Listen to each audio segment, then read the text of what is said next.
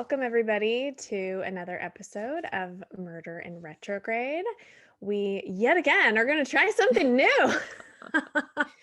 And it's because we are listening. We are getting comments and feedback, and thank you for it. Keep it coming because obviously we want to bring people what they want to hear in the way that they want to hear it. So if you have any tips for us or any suggestions, please let us know. So this week, we're going to be covering the case of Tessa Majors. And this was something I did a big deep dive on. So I'm kind of freshly letting Jenna know the story. So she's kind of like our audience. She will be asking the questions that you're going to be asking while you're listening. And we'll see how it goes. What do you think, Jenna? Yeah, I'm excited. Like you said, we're getting some comments. I mean, I'm always up for positive, constructive criticism. So yeah, bring it on. And I think Exactly. All right. So let's get right to it. So the Tessa Majors case, which you do know a little bit about, right, yeah, Jenna? yes. Okay. So let's go back to December 11th, 2019. 19-year-old Tessa Majors was walking in Morningside Park in New York City. The park was blocks away from the college that she was attending, which was Barnard, and it's also very close to Columbia University. And it's just like a long park, a typical New York City park, but it is fairly dark, and there's quite a large staircase, cement stairs that lead up to really the front door of Barnard College. So she was going for a walk, and shortly before 7 p.m., three suspects attacked Tessa. They were all minors, so their names are out there. If you search, you can find them. We're choosing not to say their names because they're minors, and we're going to protect their anonymity for that reason. So it was two 13-year-olds and one 14-year-old, and they were on the stairs near 116th Street. They grabbed Tessa. Two of them put her in a chokehold, and a witness nearby told the police that they heard somebody screaming, "Give me your phone," followed by a female yelling for help, screaming, help me, I'm being robbed." She was struggling a lot, and they were trying to steal her iPhone XL. They had already gotten $130 cash from her, and she wouldn't let go of the phone. And she was fighting back, and one of them, as he had his hand on her phone, she leaned down and she bit him. And right as she bit him, something fell to the floor. It was a knife. One of the boys picked the knife up, handed it to another boy. She was still in the chokehold, and they began stabbing her in her chest, puncturing her heart. So they all fled on foot, and Tessa was able to slowly struggle up that long set of cement stairs all the way, dripping blood the entire time. She made it all the way to the top, which is right where a security guard booth is, and it's also right at the entrance of the school. She collapsed. Unfortunately, the security guard was making rounds, but showed up shortly thereafter and immediately called 911. He was able to speak to her, and she said that she was robbed by three boys, three people, and there was really not that much else that she could do. And it was almost something out of a movie because the streetlights were coming down and she was wearing a down coat, and as they stabbed her, feathers just kind of flew out everywhere. And I can't imagine how awful that scene was, and that poor security guard, right, finding her and trying to help her. It's just yeah, it's a gruesome scene to think about. And when you say the ages of the boys that are being accused of this or going to trial for this, it it shocks me to my core because that's how old my son is, who I still Yeah. look at as a child. Like they're Mhm. children. And so ugh, that's a They tough pill to definitely swallow. are. And these are kids that this area of New York City is Harlem. So Right. there are areas that are actually very up and coming and fancy and cool, and there are still some areas that are not nice areas. And that was where these boys were from, which was right alongside Morningside Park. I think two out of three already had rap sheets. They were known for going out and robbing people. And I think at least one of them had a father in prison for robbery. And this is, I mean, they didn't go to school. They were known around the place for robbing local bodegas and things like that. So Yeah, you it's talk about horrifying the that they were that young. yeah, when you talk about the park, like I remember I did look up pictures and it's literally like it's so crazy. There's like a fence line that separates from where all the college kids and stuff are, and then there's like the Harlem side. And I feel like that's so symbolic almost in this thing 'cause it's like these poor I don't know. I just the whole scene, and this is, I mean, not to get off track here, but is this is where the Central Park 5 happened also, right? Wasn't Correct. this around the same kind of Same, kind of the same area of the park, but similar type of situation, and because of that, from the very beginning, police were very, very careful. They good? made sure to videotape every single interview that they had and wanted to keep everything above board because of how reprehensible those boys Yeah. were treated in the Central Park 5. Yeah. So at least this jurisdiction had learned and did better with this case. So the security guard immediately called 911. And also, really quick, just to go back for a second, you're right. The juxtaposition of having Barnard College, which is a, I think it's still female only Ivy League school, and Columbia University, and basically, for lack of a better term, a slum. You know Mhm. what I mean? These very wealthy, very intelligent, or their parents just had money, kids at the school who possibly come from, Kansas, have never been in a big city, and then mixing that in, it's kind of ripe for the picking, right? People who are desperate, who don't have anything, who are robbing people, it's easy pickings for Oh, some of yeah, these naive totally. college kids. Mhm. So mounted on that security booth that she fell in front of was a camera, thank goodness. And that surveillance camera managed to pick up the entire scene. So they saw her being robbed, they saw her being stabbed. Unfortunately, it was very far away, so it was very grainy and it was an old school tape. So cops never released it, but they said they could see as much detail as what the suspects were wearing. So they had a description of what they all looked like, which they immediately sent out to cops looking for these boys. So devastatingly, Tessa Majors was pronounced dead later that night at Mount Sinai Morningside Hospital. The day after the incident, the police arrested one of the 13-year-olds and charged him with felony murder and felony robbery. This is a child, mind you. He was supposedly the teen that stabbed Majors. They had arrested him on unrelated trespassing charges and realized he matched the description of what the boy was wearing who attacked Majors, brought him in, realized it was the same person. So he was already committing another crime. He was trespassing somewhere, and they arrested him that next day. And when they took her phone, it only took them 3 hours to go on iCloud and try to, take everything off of her phone to, I mean, like, these were criminals. I mean, they were Yeah. children, but they were This wasn't their first criminals. rodeo, is I think what you're saying. Definitely not. A second suspect, 14-year-old, again, we're gonna not say their names, was arrested as well. He was interviewed. He brought his mother and an attorney, and the second he didn't like the questioning, he left. Which is, I don't Um, care if you're a criminal or you're innocent or whatever, that's how you should do it. You need to have an attorney. Like, that's exactly what you should do. Not that I'm saying that these people should get off because 'cause they're being, they killed somebody, yes. but allegedly, but that's what you should be doing. Yes, yes. So there's this third boy that they can't find anywhere, and they released a picture of him, which is kind of unheard of since he's I'm sorry, since he is, yeah, a minor. They released this picture, and they finally were able to find him. And this just so happened to be the boy who Tessa bit. So Mm, the police believed that they were hiding him because it took several weeks to find him because they were waiting for the bite mark to heal because they could do DNA testing. She had skin cells under her fingernails and all sorts of things. So they brought him back.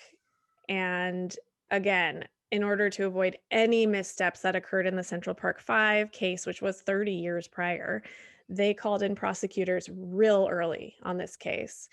And additionally, all questioning of the 13-year-old was video recorded, as well as the Mhm. other two. And in January 2020, it was announced that the case against the now 14-year-old suspects would go before a grand jury. And on Valentine's Day 2020, one of the 14-year-olds who had been arrested on December 26th was indicted by a grand jury. So they're moving fast on this, Yeah. and that's a good thing. Sometimes these cases take so long, and I'm sure some people would say, well, it was a I blonde know. white girl Yeah, I was thinking the same and thing. it It was is, African American boys that did yeah, it. So because I'm it sure is that had unheard something to of do with it. about how fast I feel like I mean, or maybe not. I don't know because it's weird. This year especially has been so weird with stuff like this where it's taken longer to do stuff, but it does seem like it all happened real quick. Absolutely. I mean, yeah, the cops were definitely on it.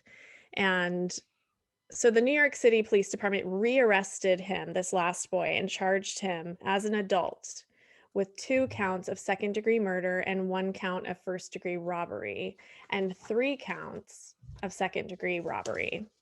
And according to the criminal complaint, DNA belonging to this suspect was found under Major's fingernails. So they're still trying to figure out which one did the stabbing, and which ones to charge what with, because not a lot of them were speaking. Sorry, let me ask a quick question. Go for I it. don't remember reading about why this was, but they're all 13, 14 years old. So why is one of them being charged as an adult? And I believe the other two So are the first one that they said they sent him before a grand jury because they believe he is the one who stabbed her. okay.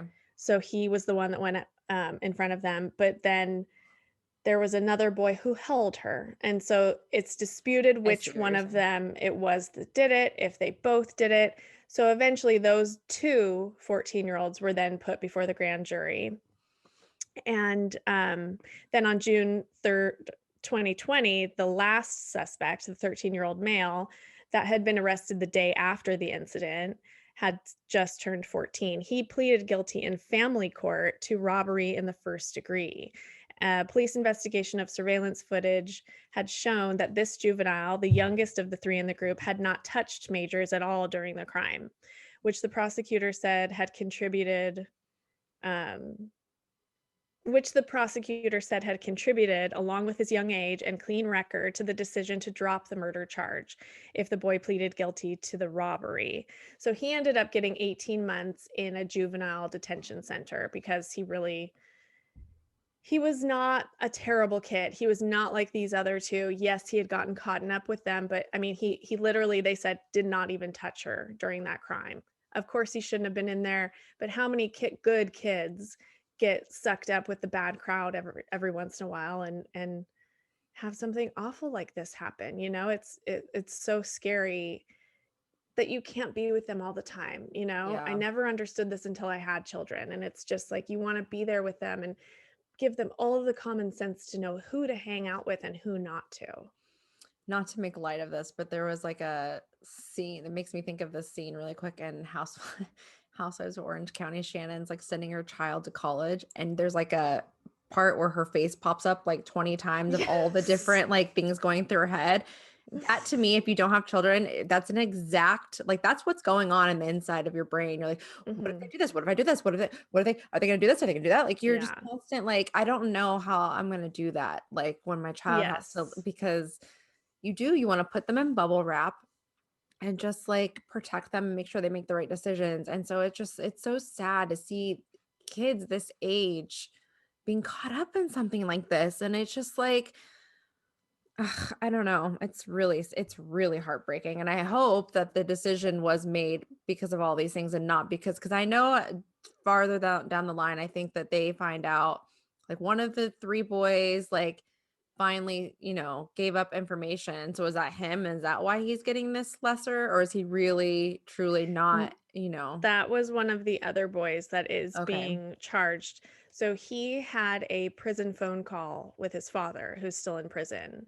And basically admitted to the entire thing. Got it. So they have that whole recording. So he was then added along with the boy that they believe did the stabbing to this grand jury trial. Got it. And it's true about that, wanting to have them in bubble wrap, and we're very fortunate the way that we live. We're stay-at-home moms. We can be that invested. It's very important to point out the fact that these boys come from nothing, and Yeah. probably if they have a two-parent household, the parent it has to work constantly, and who knows how good the school system is. It's just unfair. Like, we Yeah. can't even compare, like, No, imagine having all of those feelings, Jenna, but not even being able to be home to teach them those things, you no, know? no. And it's like you said, the one had their uncle there.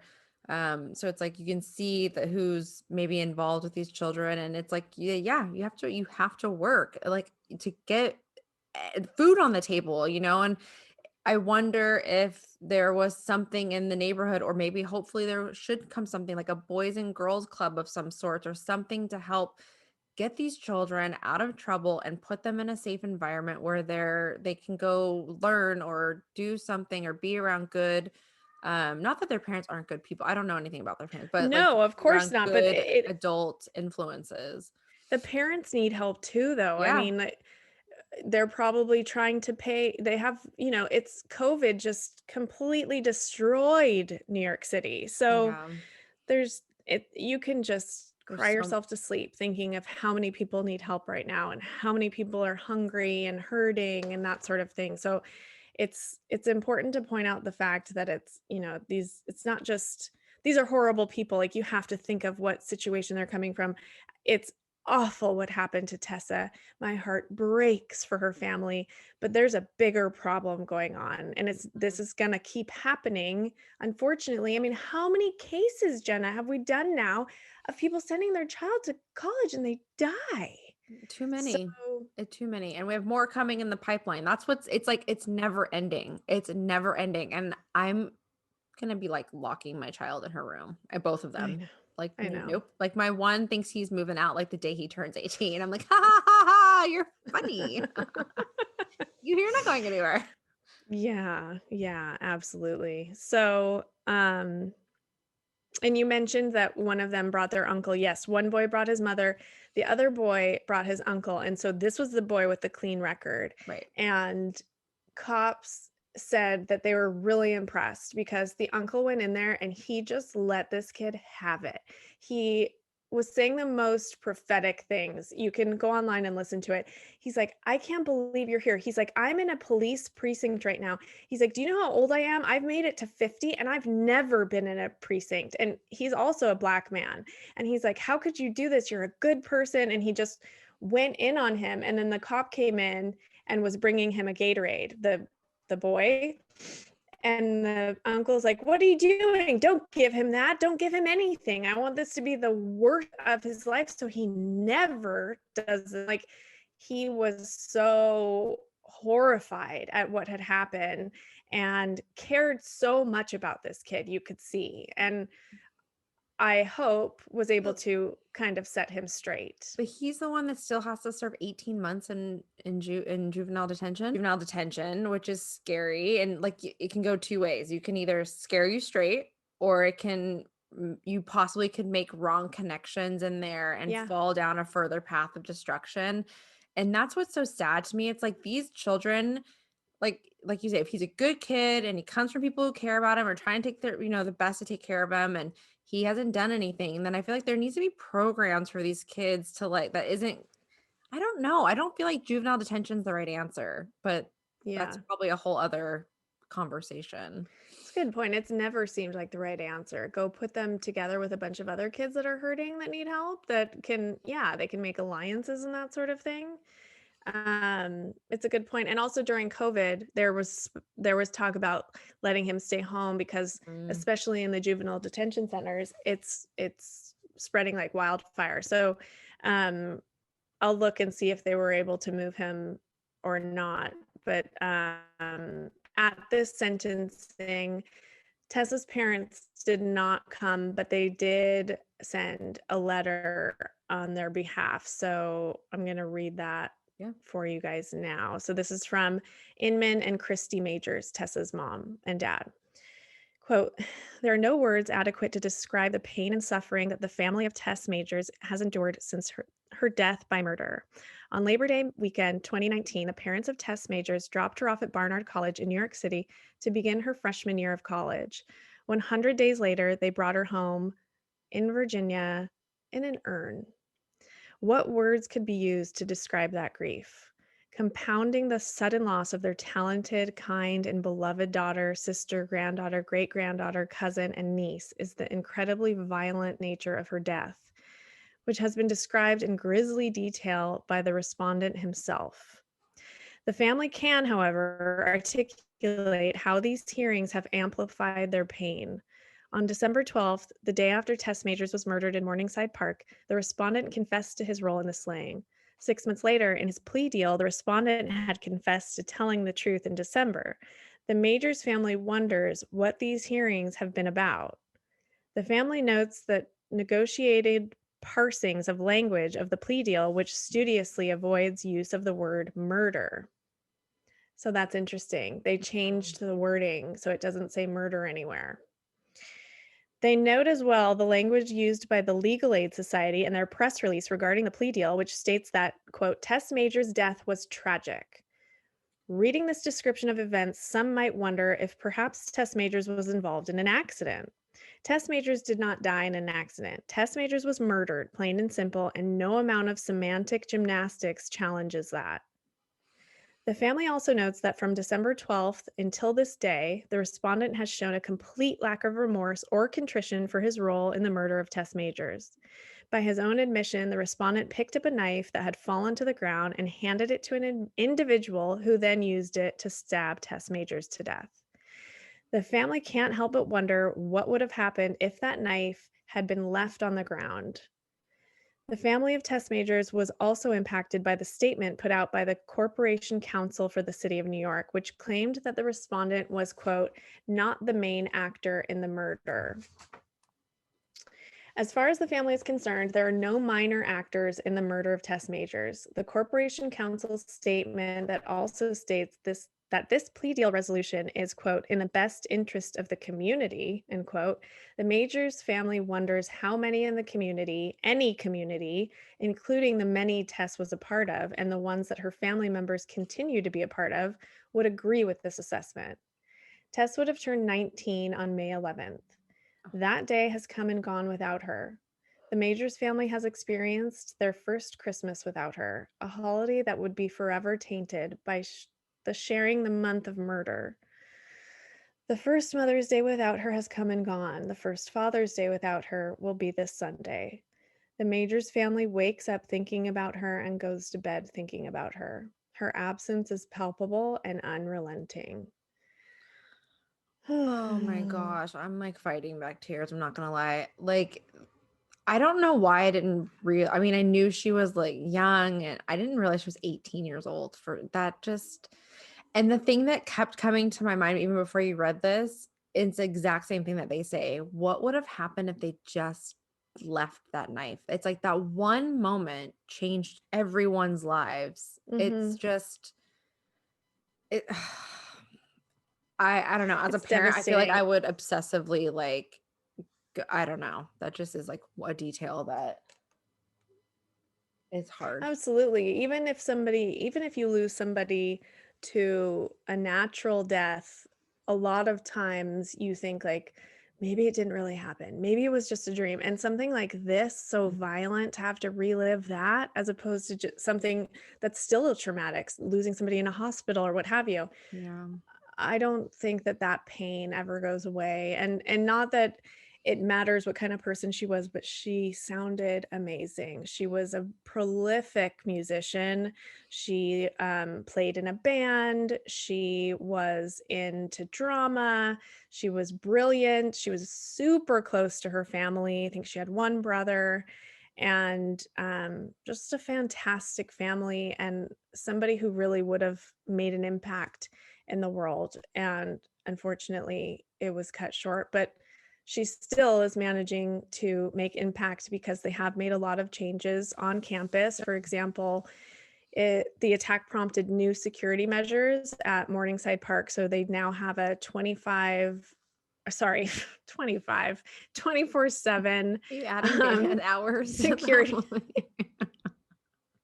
security guard who is there outside the booth 24/7. The operation hours of the evening safety shuttle bus for the college kids has extended their hours. So that's who they would jump on a bus if they needed to go, wherever. So a more safer way to transport yourself near college. And then additional funding was promised for security measures at Morningside Park, as well as fixing the outdoor lighting. NYPD and committed additional NYPD has committed additional officers for patrolling the park, and Columbia University pledged more security guards. New York City Council member Mark Levine announced that he was, quote, committed to finding the money to put in the cameras we need for sensitive areas that aren't covered, end quote. Speaking of adding security cameras that could be monitored in real time by police officers, that would be That's fantastic. great. And just kind of bouncing backwards really quick. I'm glad to hear that they're putting more security, but also something that I remember reading when I was researching with this case is when they have like the freshmen come in for their orientation and stuff, a lot of the students had said no one ever mentioned the safety of this park, and they all have to go over there at some point. I forget what the dynamic is, if it's a shortcut or whatever, but a lot of the students are over there, and not once did the college say be in groups, don't go at night, whatever. I mean, there was like a blanket statement of safety, but no one ever really said, this park is dangerous and you need to be prepared for that. And that to me is a total misstep. Yeah, and the family was really upset about that and wanted to change that right away. I believe there was pushback from Columbia University. Like they didn't want to put that into their literature of it's unsafe in this Yeah, area. But I think at this point that has changed.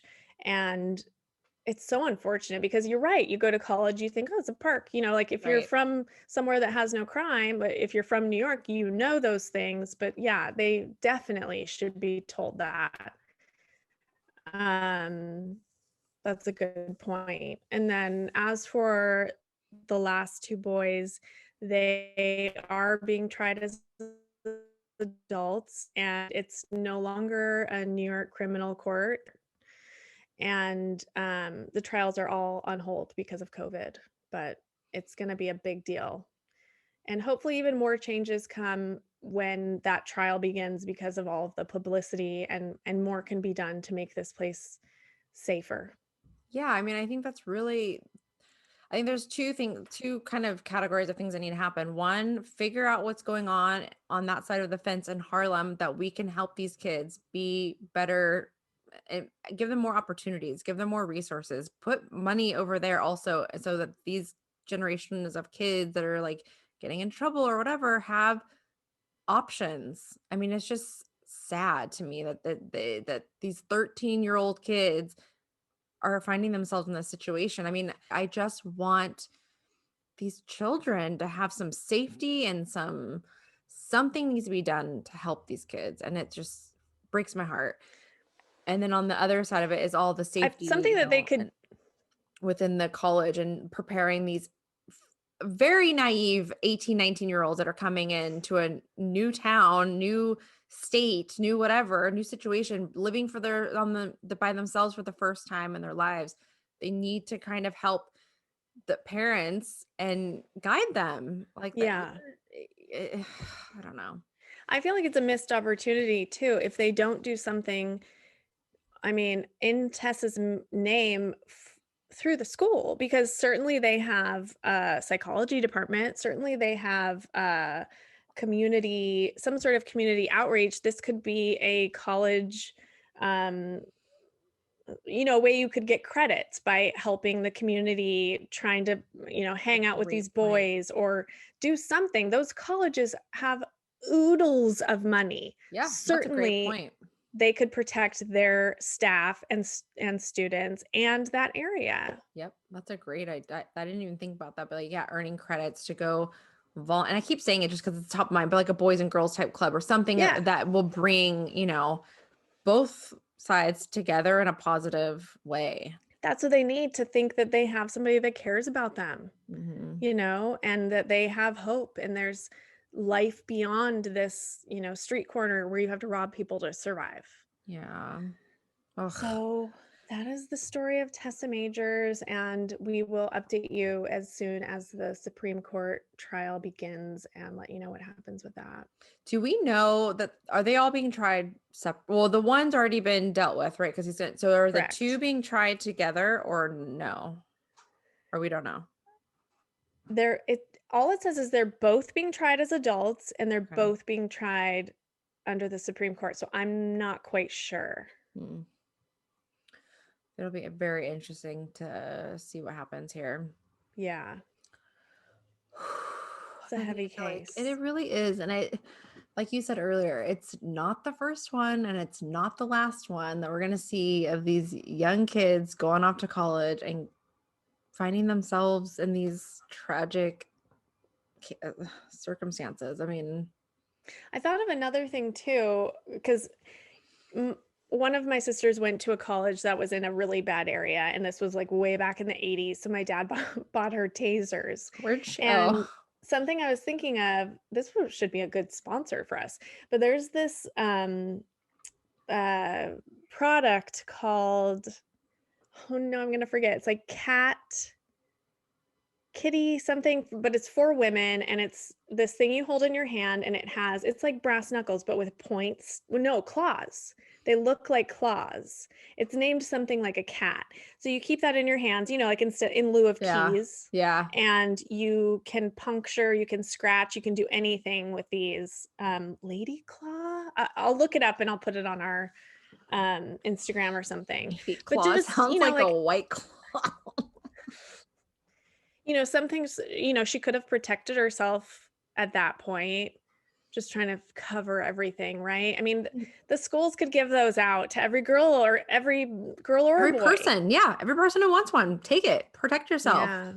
I mean, I'll be buying my kids tasers at that point too. It's like, I mean, I know it's different. I mean, that's easy because you're more likely to actually hold it and put it on while you're walking. And it's easy to even kind of like, as long as you can get someone and make them bleed, you have a good chance of getting the hell out of there. Yeah. But that's a great because I was like, my friend has a taser. And I'm like, I'm so scared I would tase myself. But the problem with Yeah. it, it's like it's big, it's bulky. Are you walking around like this? And then are you really gonna it's more than likely it can get knocked out of your hands, but at least with that, it's like on your fingers and it will have a better grip. Yeah, I've got to look into it, but I'm pretty sure it has like a good handle, because you're right.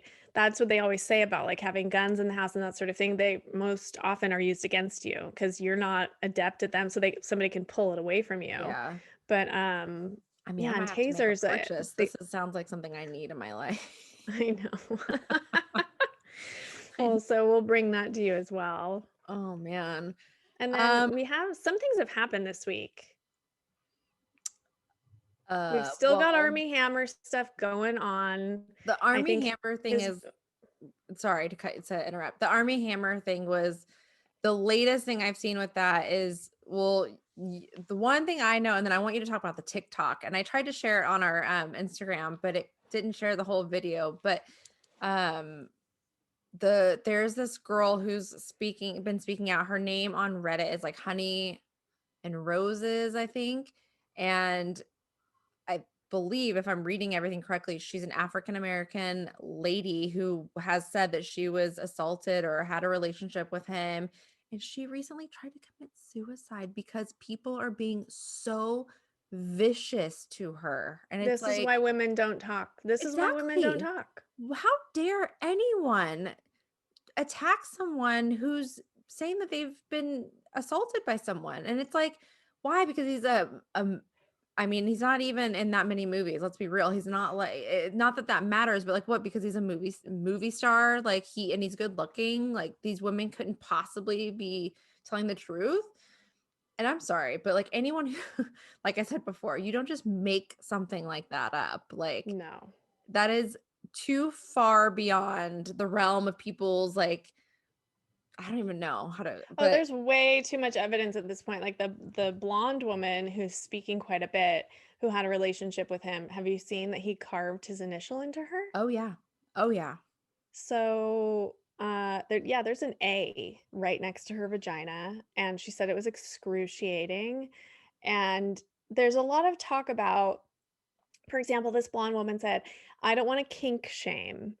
And okay, that's fine, but it seems like a lot of this was done, against women's will, but at the same time, like she said, she froze when he was doing it, and you kind of can't, she probably couldn't believe what was happening. No. So, I don't know, it's just so multi-layered, and yes, those people, celebrities are so, exalted as bigger and better than humans, and trust you and me, a lot of those celebrities are not so nice. You might have heard some stories come out about somebody being not so nice. That's true. Like, there's tons of things about It's so celebrities funny. who I'm not gonna say I mean, I think we both know who you're talking about, but I remember a few years ago, someone that we know had someone in their lives that had worked with the said person and who's in television, and they were like, they're not what they are perceived to be. And I was shocked because what they put yeah, out there is kindness and love and everyone's amazing and blah blah blah blah blah. And then last year we saw all kinds of, and I was like, oh my gosh, she's totally right. Because I heard this years ago. So it's yeah. just, yeah, You no. never know. You never know. Like when you're So surrounded by yes people, like it's just it creates a monster. It's these celebrities are just and he's in a whole other oh, so league talk about the because he's TikTok. not just a celebrity. So he is the great grandson of Armand Hammer, and they own Allied Drug, which I would say like 9 out of 10 medicines is made with their products. And they have stock in Arm& and Hammer, but they don't own it anymore. Anyway, these people have so much money, and so being the great grandson, his father has a reputation, Army's father, of allegedly not being so kind to women. And then there's also stuff about his mother. I'm forgetting about the TikTok. Can you remind So me? yeah, so it was Armie Hammer's, I believe his aunt wrote a book. And Yes. in the book, it talks about how the family would basically get wasted, pass out all their rifles, and just start shooting the wall. Like we're always like assaulting women and like it seems like there's just been a history of like looking down on women and they are there for your pleasure and like that's it. And now it's trickled down. I mean, I'm really close to going to read this book because I'm just curious about all the crazy bullshit these Oh, people yeah. have like done. Um, but it's I interesting saw how this nobody week picked that up like years did you ago. I saw this week that one of the women said, this is all alleged because obviously he hasn't confirmed anything, but in his family home where he lived with his wife and kids when they were married, their basement was full of mannequins. And he would use these mannequins and tie them up in different rope, like bondage type ways to like test out his ties. And then he was sending the pictures of one to one girl where it was like they're all around here and then it goes down there. And he's like, there's a knot for your, you know what, down there. And then there was a string where he could pull it. And he also talked about allegedly said he wanted to strangle his dog. He talked about killing animals all the time. And then I heard somebody say, big deal. There's hunters. That's not a big deal. He kills animals. No, Yes, no, it is. no. That is the first sign. That is the first sign right there. And Yeah. And all true crime where he people know said that. it about multiple animals. And he is a hunter. And he talked about how he pulled the heart out of a beating animal and took a bite out of it. Yeah. Oh my So god, no, so, I don't know. so You and much I are need information. to start reading the same thing 'cause I don't know that I didn't hear some of that stuff, like the mannequins, and it was in his wife's house, and she had to know a little bit about something. Or he was like, "Oh, I'll take those mannequins to the dump," and she was using them for clothes. She's like, "Okay." And then she never goes in the basement. I mean, God. I would imagine if a mother came down there and saw that, she'd get her kids the hell out of that house. But who knows? I just feel like in Goodness. those old money situations, they pick a wife because they look good. They don't tell that woman anything. You stay over there and for events, you'll look good on my arm Yeah, and it's then I'll do arm whatever I candy. want in Yeah. the back So I'm still on the side of I don't think that the wife knew, but who knows? No, I Who don't think so knows? either. But that is like a weird, like, what are you doing with those down there? But like you said, and especially with these people who have lots of wealth, who have multi-level houses, I probably would never go to the basement either. Like, there's no need to go down there. And Um, he's an actor. He could say it's for a yeah, film. I have to learn totally. how to do this for a film. There's so many things you can say when you're an actor. So true. So I didn't think there was any updates per se this week, but we did have, you and I, some very interesting virtual experiences the last few Oh my days. gosh, please tell. Jenna So, opened up my weekend into virtual reality so it all wonder. started with a Delphi. So an article about the Delphi girl murders. Kelsey, the sister who has come out and spoken up quite a bit, had said something to the effect of there's this 3D virtual experience where, maybe hopefully it'll help find out who this guy is, because you're literally put in the scene. And I sent it to you and I was like, wow, this is amazing. Like, I wonder, I had all these questions, but I believe what she was talking about was actually this app, which is called Crimedoor. So on the app, there's like three different sections. There's a Crimedoor section, search, and then cases. So if you go into the Crimedoor section, there's two little tabs. It says your doors, and then like, I don't know what the other one's called, but it's doors that are locked, and you can pay per door or you can pay for a monthly service, whatever. So I didn't realize that they're under your doors, they give you a few free ones. So I was like, oh my God, this is the thing. And so I bought for $2 the Delphi door.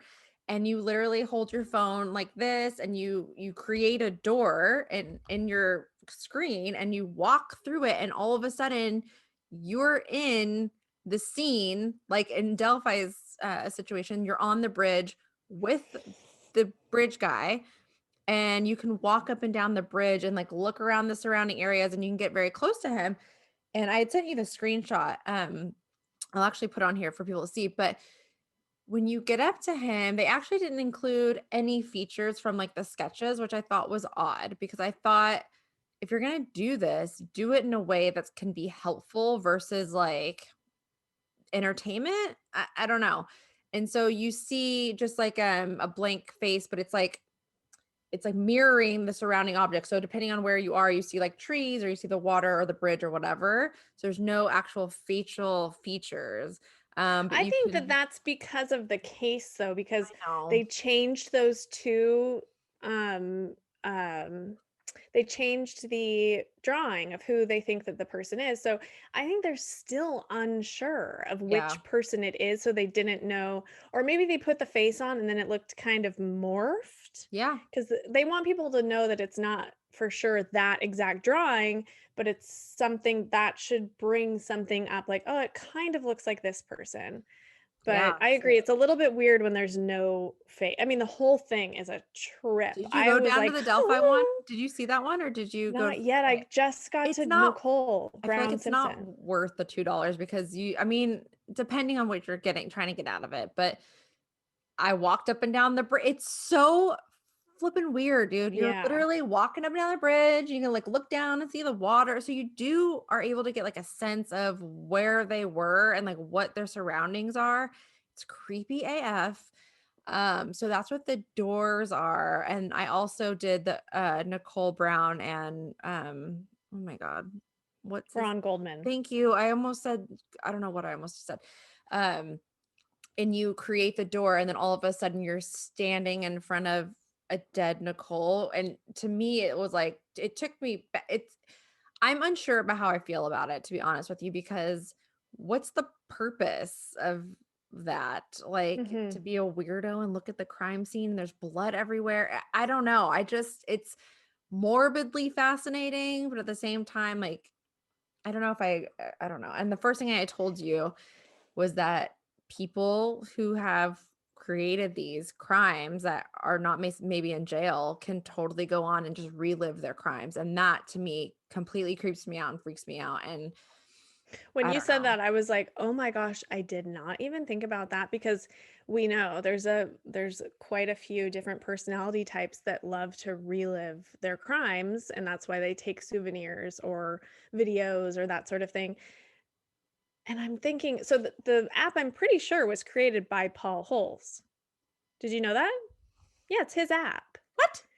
I'm pretty sure he did it along with maybe, Investigation Discovery, because he's been talking about it for a while. I'm a total Paul Holes, fangirl, and so I listen to his podcast, and he's been saying he's been working on something for a really long time, and it's really gonna be amazing. You Mm-mm. don't see anything about him? He was in it when I was in the app. Neil Mandit. Uh, Well, I'll just talk about this, and you can look it up, yeah. in the meantime. So I thought about that when she said that. I was like, "Oh my gosh, she's absolutely right. It's people are gonna go in there and relive their crime." And I thought to myself, "Well, hopefully every time you purchase something, Oh, they're you go on a tracked. list and then they can search, those people because I mean, I don't care, search me. Although don't look at my Google search." But you never know. Maybe they're compiling that and they'll find a killer that's watching all of Okay, those so videos. it doesn't say that he was involved. So the guy Neil Manda is like a Emmy Award winning. He has all these accolades, and he's the one that created it. But there is a quote from Paul Holes. So it says, Paul Holes, who helped crack the Golden State Killer case, calls Crimedoor a quote game changer for cold cases around the world. So he's obviously maybe he helped. He might have Maybe he's helped just in some promoting it. way or promoting it, or I bet this guy doesn't sound like the guy who created doesn't sound like he's in law enforcement at all. So maybe he did partner with people like Paul Holes to get their perspective or I'll look into feedback it or and something. But let you guys know. so there's two more little so that's interesting. And you can like John Bonet's there, which is also very weird feeling. And so anyways, not to, I don't want to out you right now, but I will say the best text I got. She's like, I'm on the toilet. I'm on the toilet in virtual reality. She's like, I I just didn't can picture you. understand how lifelike it was gonna be. And then, like, so you have to allow them to use your app, which I'm Yeah. so crazy about my privacy. I'm like, only once. And Yeah. then I'm in it, and then you walk through the door, and I was like, oh, I'm here. And then you can see everything. And it was so weird. It was It's like, so wild. And then so there's a search function, which is interesting because you can put like your address and it can bring up everything around you. So like we live in California, so it's fascinating because there's so many historical like popular crime. I mean, I went down rabbit holes after looking at this thing. And then there's the cases ones which you can literally open like a quote like a case file and it has a description and pictures and links to videos, links to podcasts. So you can that's really helpful. The links That's to the amazing. podcast, like it says, if you want to know more about this case, and I didn't pay, and I was able to see quite a bit. So you Yeah, don't same. have to pay for all of it. You get a lot of features for free. There's some videos that you would unlock and you would get all the crime doors, I think, if you pay for it, but you don't have to pay for it to get something. And we're Um, not getting anything for this. We no, just we found just it. happened to have a couple days like looking at I would literally I was like this, like, oh, it's so That's what I was creepy. doing. It was very weird. I It reminded me of like the first time I was helping my mom with FaceTime, and they were like, "Oh, can they see me? Can they see me?" Like she thought that they could always see her from that point on. the best. I was like in the OJ or the Nicole one, and my husband had walked by, and I was like, oh my God, if he walks in here, what am I going to say I'm doing? Because he's going to be like, he would probably slowly back out and like freak out. Because if I'm like, I'm just looking at a murder scene, don't mind me. Oh, same. Oh, My husband walks in the worst times. It's like, and then I think I told you, I had Black Dahlia playing. This is not sufficient for children, but I was listening to the Black Dahlia podcast on my AirPods, and all of a sudden it was silent. And I was like, that's weird. What's going on? I was like, went and I looked and my phone, it was still, the numbers were still going. And then I was like, oh my gosh, my husband had just backed the car out and it said connected to my car. So it went to my car, and as my husband started the car, they with your said, children in the "With my children in the car." They cut off a piece of her flesh and inserted it into her vagina. Sam's like, oh, it turned it off. He's like, what were you listening to? I was like, there's no good way to explain this. There's just not. And then I so get the bad. look of like, what's wrong with you? That's what I always get. I'm like, I don't know. I just can't get enough of it. Oh my God, it's so true. Our husbands just like must think we are totally crazy. Yeah. Oh, anyway. So yeah, go check out Crimedoor and let us know how you like it. No, we have nothing to do Yes. with it, but are fascinated by it. So that's pretty much it, right? And then Yep, that's it. I'll have more stuff coming towards you. I mean, every week you're gonna get a podcast and on YouTube. So just keep checking Apple Podcasts, check here. Please subscribe to both or at least one, so you're constantly being updated when there is new Where is it? news. Over there? I don't know. I think it goes on this one of these top corners. Whatever. Somewhere here it says subscribe. Press it. Click it and give us a rating. You can be kind in your constructive criticism. That would be Please. great. That'd be wonderful. And yeah, that's pretty much it. And we'll see you Okay, next we'll time. see you next time. Be Bye. safe and Trust your gut. we did it.